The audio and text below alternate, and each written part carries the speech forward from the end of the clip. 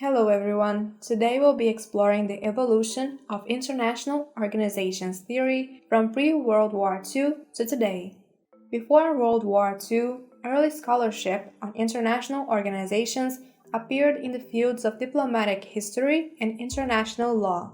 Many of these studies analyzed multilateral treaties and compared institutional structures, but they were more descriptive than theoretical. Scholars compare these early studies to learning about an automobile by only looking at the blueprints rather than seeing how it actually works. In the post-World War II world, amidst reconstruction and the creation of major international organizations, the field of international relations emerged. A new journal, International Organization, was founded in 1947 to analyze these new institutions and their impact on domestic politics and the world.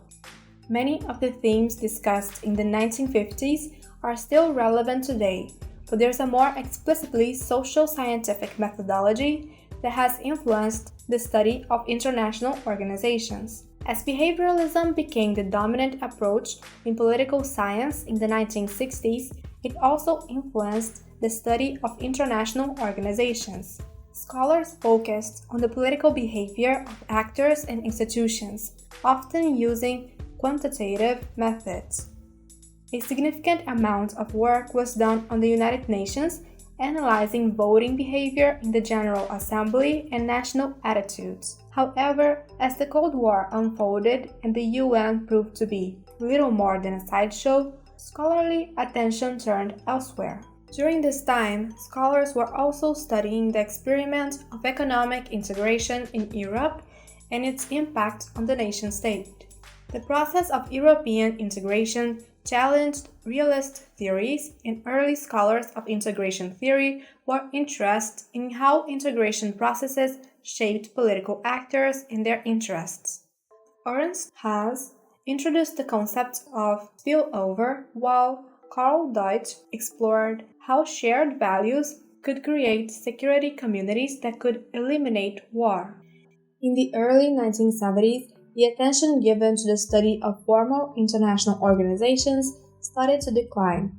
This was due to the widening gap between major global issues and the activities of these organizations. The Vietnam War, the collapse of the Bretton Woods system, and the oil crisis of 1973 were just some of the major events that either took place outside of traditional international organizations or showed how powerless they were in managing global problems.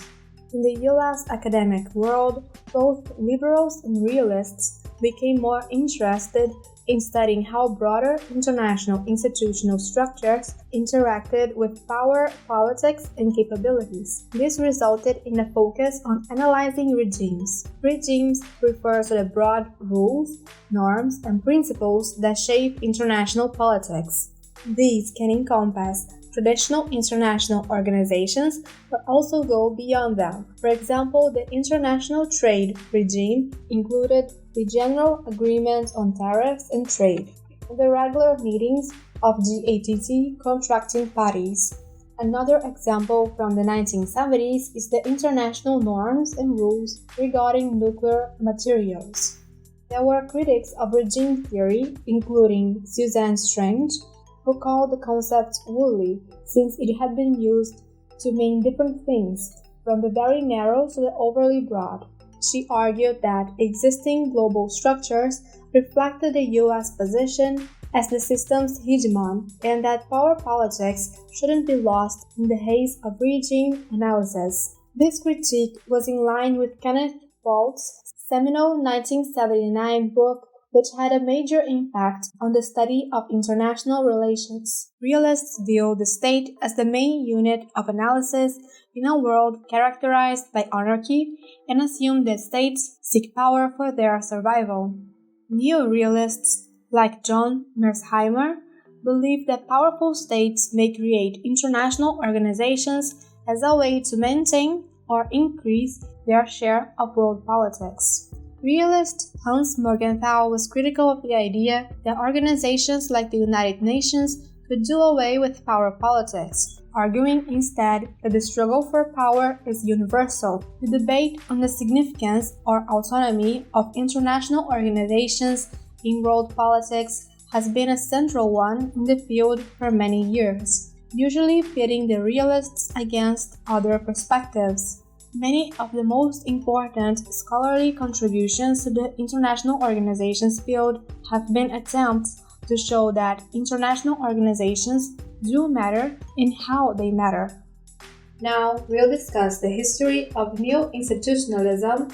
Beginning in the mid-1980s, scholars challenged the traditional realist views on cooperation and regimes. Robert Keohane developed a functioning theory of regimes that suggested regimes could lead to reduced uncertainty and increased opportunities for cooperation. This theory was later labeled as neoliberal institutionalism and became part of the larger research agenda of rational choice institutionalism.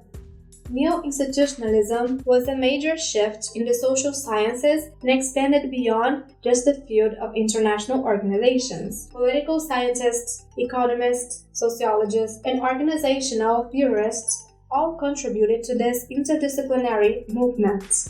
The idea was that institutions mattered and could shape political, economic, and social outcomes. Rational choice institutionalism evolved as an effort to extend and critique neoclassical economic theories. It is based on the assumption that individuals are rational and self-interested actors who pursue strategies to maximize their well-being. In this strand of scholarship, the focus was on how institutions provide a strategic context that shapes individual choice. In the field of international organizations, Keohane's functionalist theory of regimes is an example of rational choice institutionalism. One strand of rational choice institutionalism that emerged from the economics field was the new institutional economics. This strand of scholarship responded to neoclassical theories that treated firms as black boxes. The new institutional economists sought to explain organizational behavior and how firms are organized. They studied issues such as incomplete information, enforcement challenges, and decision-makers' cognitive limits. Another strand of rational choice institutionalism that emerged from the economics field was agency theory. This theory was premised on the idea that performance problems within firms arise from the delegation of authority from one actor to another. The central problem in agency theory is how to align the interests of the principal and the agent. The rise of new institutionalism in the mid-1980s was a major shift in the social sciences. It challenged traditional realist views on cooperation and regimes and led to the development of rational choice institutionalism. The field of new institutionalism has grown to include multiple strands of scholarship, including the new institutional, economics, and agency theory. International relations scholars have long divided the international organizations literature among the main traditions in the broader international relations field: realist, neorealist, liberal, neoliberal, and constructivist perspectives.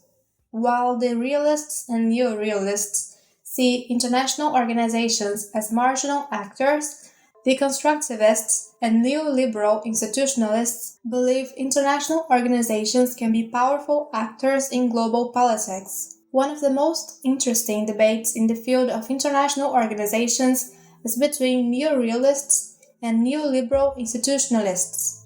Both groups share a rationalist approach but reach vastly different conclusions about the role of international organizations in global governance. Neorealists, such as Kenneth Waltz and John Mearsheimer, believe that international organizations do not play an important role in the international political system and are merely used as instruments by powerful states to pursue their interests.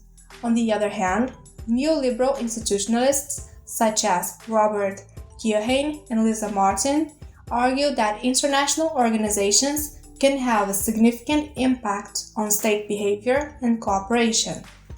The constructivist research agenda in international relations began to emerge in the 1980s and rapidly grew after the end of the Cold War. Constructivists sought to analyze the role of ideas, values, identities, and norms in world politics, which were often ignored by the major international relations theories of the time. Constructivist research has focused on the factors that shape the interests and identity of states and the important roles played by social rules and culture in the creation of international organizations as well as their behavior. One example of this is the work by Barnett and Finnemore, who analyzed international organizations as bureaucracies and social creatures with independent sources of power and authority. Rationalists and others criticized the constructivist approach for focusing too much on the bureaucracy and not enough on the interests of international organization member states that can influence the organization's action and performance. They have applied principal-agent models to explain international organizations' performance,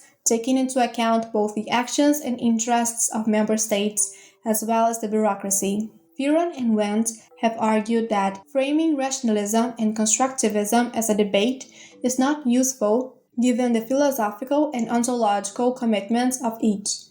However, this debate has brought attention to important issues such as international organizations' behavior and performance, why some ideas are captured by international organizations, and the meaning of international organizations' power. That's it for this video. Hope you learned something new today. Don't forget to like, comment, and subscribe for more informative content like this. Thank you for watching.